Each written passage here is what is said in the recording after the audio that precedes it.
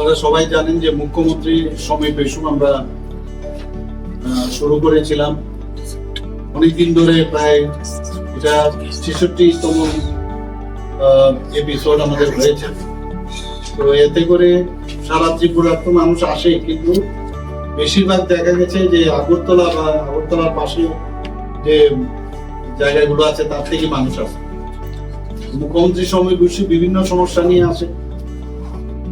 তো আমরা ঠিক করলাম যে ডিস্ট্রিক্ট ওয়াইজও মুখ্যমন্ত্রী শ্রমিক গোষ্ঠী স্টার্ট করা হবে।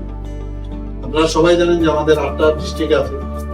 তো এই প্রয়োগ আমরা মনে করলাম যে এটা করলে খুব ভালো হবে, এবং ইচ্ছে ছিল বা আমার সাজেশন ছিল যে ওখানকার যে প্রতিটা ডিস্ট্রিক্টের যে ডিএম সাহেব রয়েছে বা সিএমও বা আদার এসডিএমও বা ওখানকার যারা ডাক্তারবাবু থেকে শুরু করে অন্যান্য ডিপার্টমেন্টের সবাই থাকবে এখানে যেরকম থাকে ওখানে।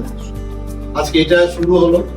তো প্রথম যে ডিস্ট্রিক্টের সাথে আজকে কথা হলো ধলাই ডিস্ট্রিক্ট, প্রায় 35 জন আজকে কথা হলো ওদের সাথে।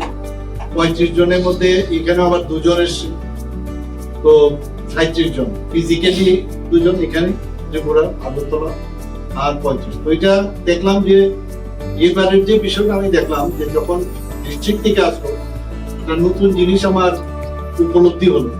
সেটা হলো আগরতলাতে যে ধরুন স্পেসিফিক যে বিষয় নিয়ে আসে, সেখানে কিন্তু মাল্টি ডাইমেনশনাল বিষয় নিয়ে আসে। কোনো ছেলের বা নিয়ে পড়াশোনার সুবিধা হচ্ছে, তার কি করা যায়, এবং কেউ পড়াশোনা করতে চাইছে। যেমন একজন বলছিল যে আমি ল পড়তে চাই, আমি ল পড়তে চাইছি, কিন্তু আমার ফাইন্যান্সিয়াল প্রবলেম। তো এইরকম অনেক।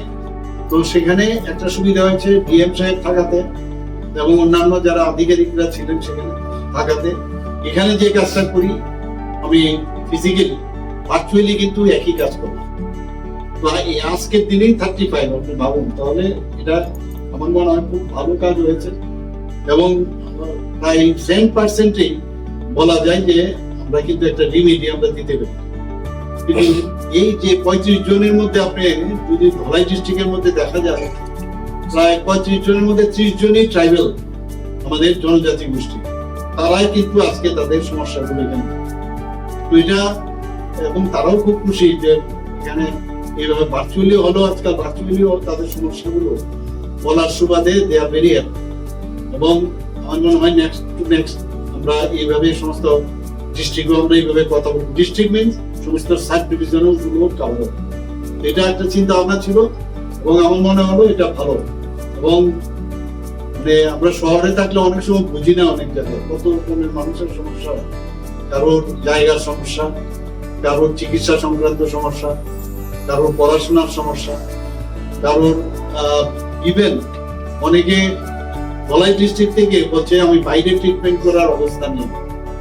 আমি বললাম বাইরের মানে বলছে যে আমার মানে ডিস্ট্রিক্ট হসপিটাল ওইখানে যাওয়ার মতো অবস্থা নেই। আমি বললাম আগরতলা, বলা হ্যাঁ আগরতলা। তো সেইভাবে আজকে কিন্তু ওদেরকে বললাম, নোট ডাউনও করলাম।